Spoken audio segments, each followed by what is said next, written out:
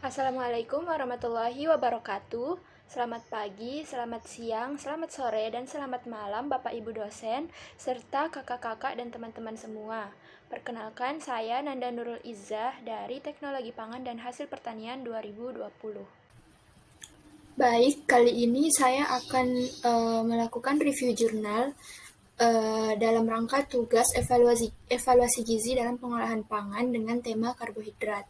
Nah, jurnal yang saya pilih kali ini memiliki judul Evaluation of Pasta Thermal Treatment by Determination of Carbohydrates, Furosin, and Color in This, atau evaluasi dari pasta yang mengalami perlakuan panas dengan cara mengetahui karbohidrat, furosin, dan indeks warnanya.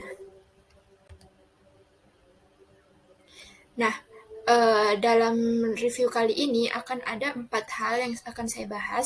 Yang pertama itu introduction, kemudian material and methods, lalu result and discussion, dan yang terakhir ada conclusion. Yang pertama introduction. Jadi, sampel utama yang digunakan dalam penelitian ini merupakan pasta. Nah, pasta ini merupakan salah satu makanan yang paling cocok untuk memenuhi kebutuhan nutrisi dan menjaga kesehatan.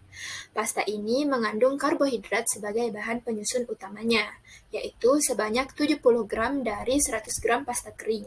Nah, karbohidrat ini paling banyak disusun oleh pati, yaitu sebanyak 63 gram dari 100 gram pasta kering. Selain itu, pasta juga mengandung kandungan protein dalam jumlah kecil, yaitu sebanyak 11,5 gram dari 100 gram pasta kering. Nah, pembuatan pasta sendiri melalui beberapa tahap pemrosesan, yaitu ada penggilingan, kemudian pencampuran, ekstrusi, dan yang terakhir adalah pengeringan. Nah, di antara keempat tahapan ini, pengeringan merupakan tahap yang paling memengaruhi kualitas pasta. Mengapa? Karena pada tahap pengeringan ini banyak terjadi perubahan komponen-komponen dalam pasta. Pengeringan ini perlu dilakukan supaya produk pasta ini dapat disimpan di suhu ruang dalam jangka waktu yang lama. Kemudian selanjutnya adalah perubahan gizi yang ada dalam pengolahan pasta. Nah, selama proses pengeringan pasta akan terjadi tahap awal reaksi Maillard yang terjadi akibat reaksi antara gugus karbonil dari gula reduksi dengan protein.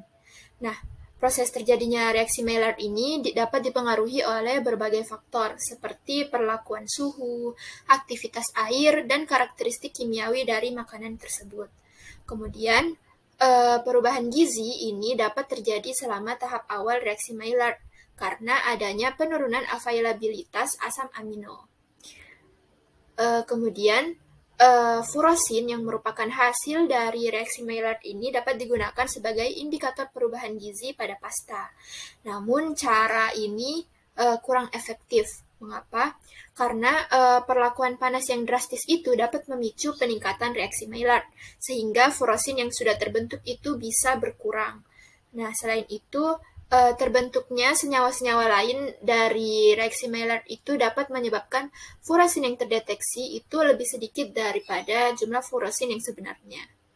Nah, selain furosin, keberadaan maltulosa dalam pasta juga dapat digunakan sebagai indikator dari perubahan gizi pada pasta. Nah, maltulosa ini apa? Maltulosa ini merupakan produk epimer dari maltosa. Isomerisasi maltosa dapat terjadi pada suhu tinggi yang digunakan dalam pembuatan pasta. Kemudian, tujuan dari penelitian ini ada 2. Yang pertama merupakan melakukan evaluasi parameter-parameter penentu kualitas pasta pada sampel pasta dengan bentuk yang berbeda-beda. Kemudian tujuan yang kedua adalah membandingkan data yang diperoleh dari analisis produk jadi dengan data dari bahan utama pembuat pasta dalam penelitian ini, yaitu semolina. Baik, kita lanjut ke material and methods. Jadi, yang pertama bahan yang akan saya paparkan di sini adalah bahan kimiawi yang digunakan.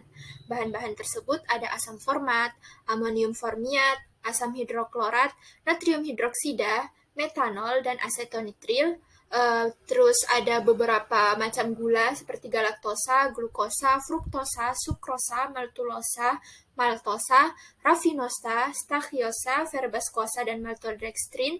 Lalu ada furosin dan juga air deionisasi. Nah, seluruh larutan stok karbohidrat itu akan disiapkan pada ukuran 5 mg per mililiter dengan air deionisasi. Kemudian setelah disiapkan akan disaring menggunakan membran filter yang berukuran 0,22 mikrometer. Nah, setelah itu selain bahan kimia ada juga sampel yang digunakan dalam penelitian ini. Nah, sampel yang digunakan ini ada 3 macam pasta dengan bentuk yang berbeda-beda. Yang bentuk pertama itu merupakan spaghetti yang umumnya kita kenal, yang bentuknya panjang. Kemudian bentuk kedua adalah farfalle. Farfalle ini dia merupakan pasta yang berbentuk seperti kupu-kupu. Kemudian yang ketiga ini merupakan penne. Penne ini merupakan jenis pasta yang berbentuk silinder, permukaan halus, bagian tengah berongga, dan ujungnya bersudut.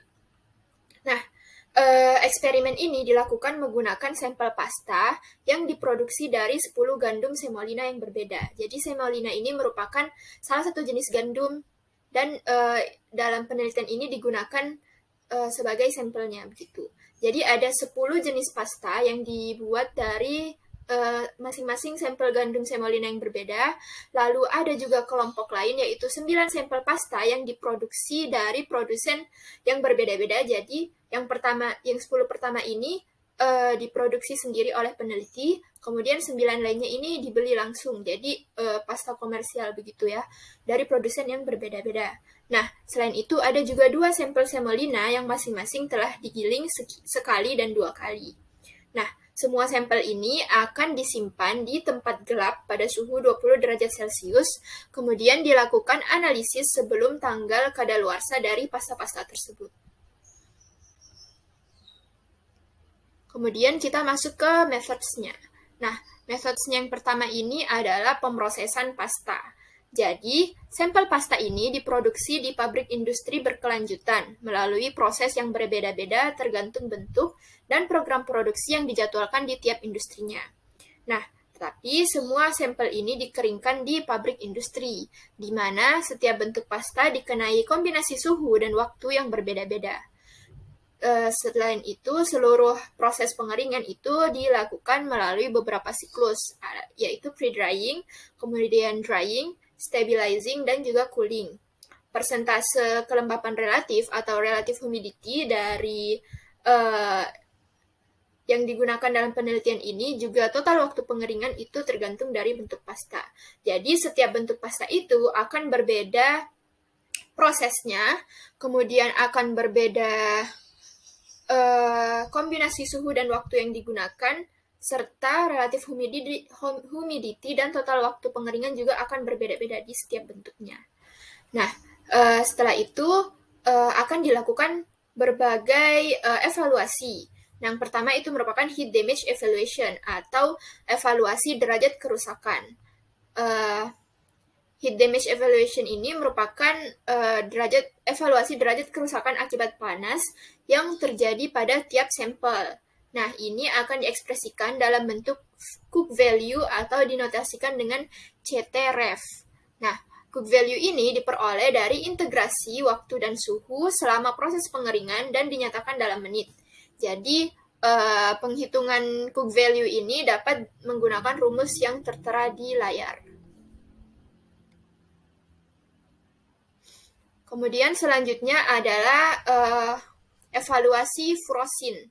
Nah, jadi sebanyak 200 mg sampel akan ditimbang, lalu dihidrolisis dengan 10 ml HCN8N di bawah kondisi inert pada suhu 100 derajat Celcius selama 23 jam.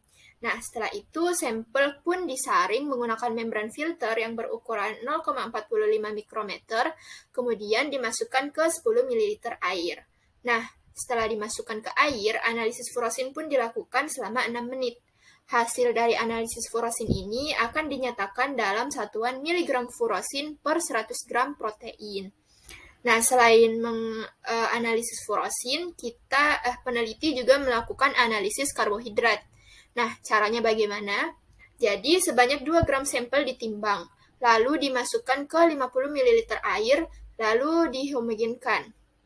Setelah itu, larutan dipanaskan pada suhu 80 derajat Celcius selama 60 menit sambil dilakukan pengadukan. Kemudian dilakukan sentrifugasi selama 30 menit dengan kecepatan 8.500 rpm. Setelah itu, disaring melalui membran berukuran 0,22 mikrometer. Nah, jika sudah, karbohidrat ini akan dipisahkan di sebuah kolom begitu berukuran 3 kali 150 mm di bawah suhu ruang.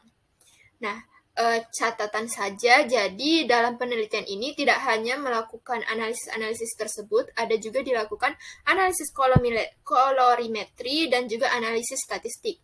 Tetapi saya akan hanya fokus pada yang saya jelaskan tadi saja, yang berkaitan dengan perubahan karbohidrat.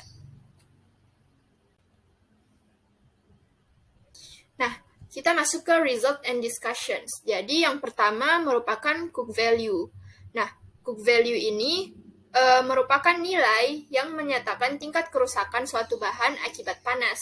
Pada penelitian ini diperoleh hasil bahwa Cook value dari 3 bentuk pasta yang digunakan menunjukkan perbedaan yang signifikan. Spaghetti menunjukkan Cook value tertinggi, sedangkan farfalle menunjukkan Cook value terendah. Perbedaan Cook value ini berkaitan dengan kondisi pengeringan bahan.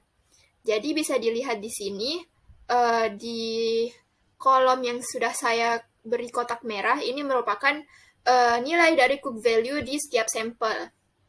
Jadi bisa dilihat ini, sampel spaghetti itu memiliki Cook value yang paling tinggi. Di sini sampel spaghetti diberi notasi SP. Nah, SPCEL 1 sampai SPCEL 6 ini memiliki nilai Cook value tertinggi. Kemudian dibandingkan dengan penne, di sini yang dinotasikan dengan PECEL hanya 18,9 plus minus 8,4 B, dan juga paling rendah itu adalah farfalle. Nah, mengapa? Jadi di antara tiga bentuk pasta ini, spaghetti ini mengalami siklus pengeringan yang paling panjang. Sebaliknya, farfalle mengalami siklus pengeringan yang paling pendek. Nah, itulah mengapa spaghetti ini mengalami kerusakan yang lebih tinggi dibandingkan farfalle, begitu. Sedangkan penne berada di tengah karena dibandingkan spaghetti dan farfalle, penne ini siklus pengeringannya itu sedang-sedang. Selanjutnya ada ini evaluasi dari indeks furosin. Nah, jadi pada sampel gandum semolina asli yang dianalisis juga ini tidak ditemukan furosin sama sekali. Tetapi untuk memastikan keberadaan furosin dalam jumlah yang terkecil sekalipun, semua sampel pasta dianalisis dengan menggunakan spektrometri massa. Nah, setelah dilakukan analisis, ternyata ditemukan kandungan furosin pada tiap pasta, seperti yang disajikan pada tabel berikut. Nah, spaghetti menunjukkan kandungan furosin tertinggi, diikuti dengan penne, lalu farfalle. Perbedaan ini juga muncul akibat siklus pengeringan yang berbeda, sama seperti Cook value tadi. Hasil yang ditunjukkan dari sampel pasta komersial juga sama, menunjukkan kandungan furosin yang lebih tinggi di spaghetti dibandingkan di penne. Nah, jadi di sini hampir mirip dengan Cook value tadi, kadar furosin yang ada di pasta yang berbentuk spaghetti ini, dari SPCEL 1 sampai SPCEL 6 ini, lebih banyak dibandingkan dengan PECEL dan juga FACEL 1 sampai FACEL 3. Nah, begitupun juga dengan pasta yang dibeli dari produsen yang berbeda-beda, itu sama, yang berbentuk spaghetti itu akan lebih cenderung lebih tinggi dibandingkan penne dan farfalle. Itu juga diakibatkan proses pengeringan yang lebih panjang di spaghetti, sehingga reaksi Maillardnya juga terjadi lebih lama, jadi kandungan furosin yang dihasilkan juga lebih banyak. Nah, yang terakhir merupakan analisis karbohidrat. Nah, jadi dari analisis karbohidrat ini ditemukan bahwa maltosa merupakan gula pereduksi utama di sampel semolina, yaitu sebanyak 88% dari total gula terlarut. diikuti dengan glukosa sebanyak 3%, fruktosa sebanyak 2%, dan sisanya merupakan galaktosa. Nah, untuk seluruh bentuk pasta, perubahan komposisi karbohidrat diamati pada sampel semolina, dengan hasil yang menunjukkan penurunan gula pereduksi terutama pada maltosa. Pada sampel pasta komersial, distribusi karbohidrat juga diamati, dan hasilnya menunjukkan beberapa perbedaan pada tiap bentuk. Selain itu juga ditemukan keberadaan maltulosa di setiap sampel. Nah, jadi di analisis karbohidrat ini dilakukan analisis terhadap jenis-jenis gula pereduksi apa yang terkandung di sampel gandum semolina asli dan juga pasta yang dianalisis. Nah, jadi setelah dilakukan analisis ternyata gula pereduksi yang paling banyak merupakan gula maltosa dibandingkan yang diikuti dengan gula glukosa, fruktosa, dan terakhir adalah galaktosa.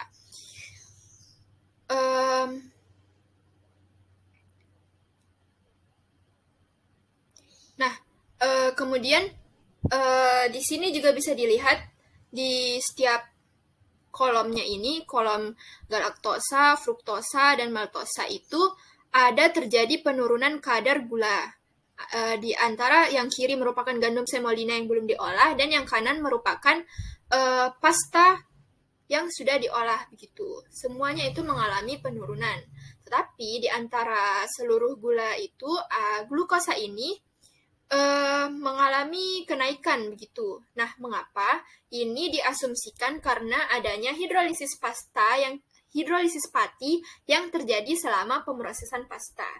Nah, kemudian setelah itu ditemukan juga maltulosa di setiap sampel yang menandakan bahwa adanya perubahan maltosa, karena maltulosa ini merupakan epimer dari maltosa yang dihasilkan akibat pemanasan. Begitu. Jadi adanya maltulosa ini menunjukkan adanya perubahan maltosa akibat pemanasan. Baik, jadi kesimpulannya dari penelitian ini, dari data yang diperoleh dalam penelitian ini dapat diyakini bahwa kadar maltulosa dalam pasta dapat digunakan sebagai pertimbangan dalam proses pengeringan bila dikombinasikan dengan kadar furosin dan juga indeks warna pasta. Nah, terkait dengan kandungan maltulosa yang terdeteksi dalam pasta, ternyata hasil yang lebih baik ditemukan dalam tepung semolina, yaitu jumlahnya lebih sedikit dibandingkan dengan pasta yang sudah diolah. Studi lebih lanjut diperlukan untuk mengetahui lebih jauh apakah keberadaan maltulosa ini bisa bergantung pada proses penggilingan atau berkaitan dengan kondisi penyimpanan produk. Furosin, maltulosa, dan indeks warna yang dievaluasi di penelitian ini memberikan perbedaan yang nyata antar tiap bentuk pasta. Hal ini menunjukkan korelasi antara aspek-aspek tersebut dengan perlakuan panas yang diterima di setiap bentuk pasta. Baik, sekian review jurnal dari saya mengenai evaluasi karbohidrat ini. Apabila ada kekurangan ataupun ada salah-salah kata, mohon dimaafkan karena saya juga masih dalam proses belajar. Terima kasih sudah memperhatikan pemaparan saya. Sekian, wassalamualaikum warahmatullahi wabarakatuh.